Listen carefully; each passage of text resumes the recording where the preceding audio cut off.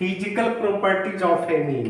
इसमें बच्चों 3 पॉइंट को ही याद रखना है। पहला है physical state, physical state, colour, colour order जिसको स्मेल कहते हैं। दूसरा है सॉल्युबिलिटी, घुलनशीलता। और तीसरा है बॉइलिंग पॉइंट, बॉइलिंग पॉइंट। अब हम लोग देखते हैं एलिफैटिक एमीन से फर्स्ट पॉइंट लिखा जाए बच्चों, lower, lower aliphatic, aliphatic amine जो है ना, वो गैसियस अवस्था में होता है। स्मेल इसका फीसी, फीसी स्मेल होता है, बहुत खराब। बहुत स्टूडेंट को अच्छा लगता है, जो मछली खाते हैं उनको अच्छा लगता है, जो नहीं खाते हैं उनको खराब लगता है। अब लोअर में बच्चों मिथाइलेमीन आ गया, इथाइलेमीन आ गया, प्रोपाइलेमीन आ गया। इसके बाद मोर देन 3, मोर देन 3 यानी 3 से अधिक कार्बन वाला एमीन, कार्बन एमीन वो जो होता है बच्चों लिक्विड फॉर्म में होता है, लिक्विड, लिक्विड। इसके बाद मोर देन 8 to 10, 10 कार्बन कर दीजिए, 10 कार्बन एमीन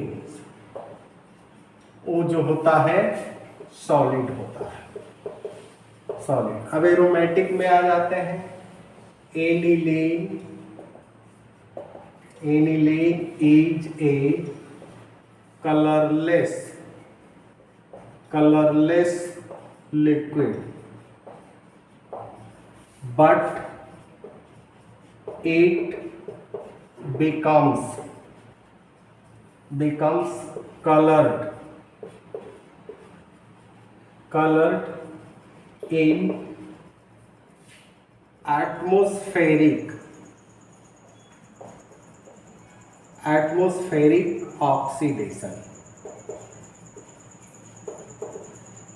कहता है कि वैसे तो एनिलीन जो होता है बच्चों कलरलेस लिक्विड होता है, लेकिन वायुमंडल में खुला अगर छोड़ दीजिएगा तो उसका ऑक्सीडेशन हो जाएगा, और ऑक्सीडेशन होने के बाद उसमें एक नए कलर आ जाएगा। इसके बाद अब हम लोग आ जाते हैं सॉल्युबिलिटी में, ध्यान दीजिएगा।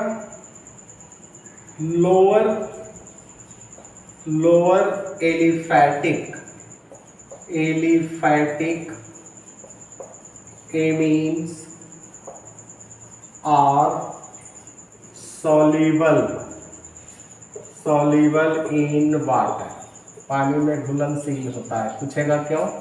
Due to the formation of hydrogen bonding, क्योंकि हाइड्रोजन बॉन्डिंग का निर्माण करता है। जैसे बच्चों RNH2 है ना, RNH2 है ना। अब यहाँ वाटर को ले आइए, अब यहाँ देखिए NH का फॉर्मेशन कर रहा है। इसमें कहता है solubility, solubility as decrease, solubility घटता है। कब घटता है? with increase the molar mass, यानी चेन ऑफ कार्बन एटम बढ़ेगा, मोलर मास भी बढ़ेगा। पूछेगा क्यों? Due to the increase of hydrophobic part of hydrocarbon। चलिए अब बच्चों हम लोग आ जाते हैं बॉइलिंग पॉइंट में। बॉइलिंग पॉइंट को ले लीजिए, जैसे है CH3, ध्यान दीजिएगा, CH2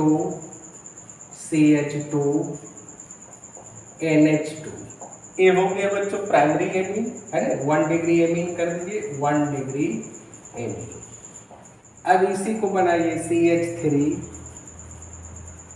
CH2 NH CH3, ये हो गया बच्चों आपका सेकेंडरी एमीन।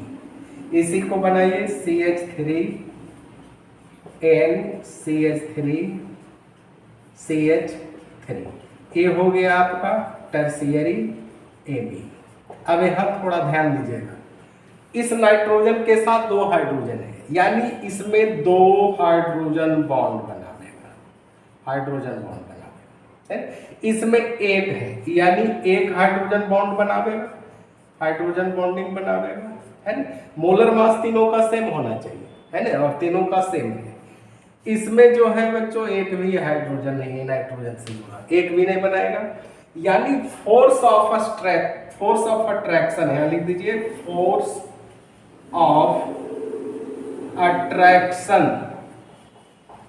ऑफ अट्रैक्शन इसमें क्या होगा, अस्ट्रॉन्ग होगा, है ना, अस्ट्रॉन्ग होगा। इसके बाद इसमें होगा और सबसे कम इसमें होगा, इसलिए सबसे ज्यादा बॉइलिंग पॉइंट किसका होगा, प्राइमरी एमीन का, फिर सेकेंडरी एमीन का, फिर टर्शियरी। यहां लिख दीजिए प्राइमरी एमीन,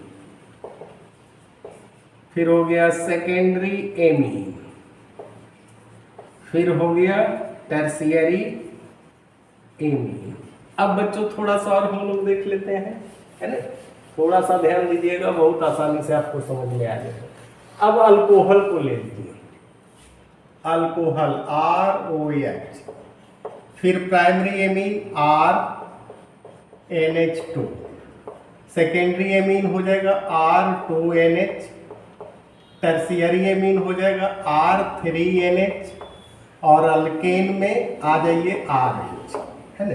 अब यह देखिए, अल्कोहल जो है सबसे अधिक बॉइलिंग पॉइंट होता है, इसके बाद प्राइमरी एमीन, उसके बाद सेकेंडरी एमीन, उसके बाद टर्शियरी एमीन, इसके बाद अल्केन।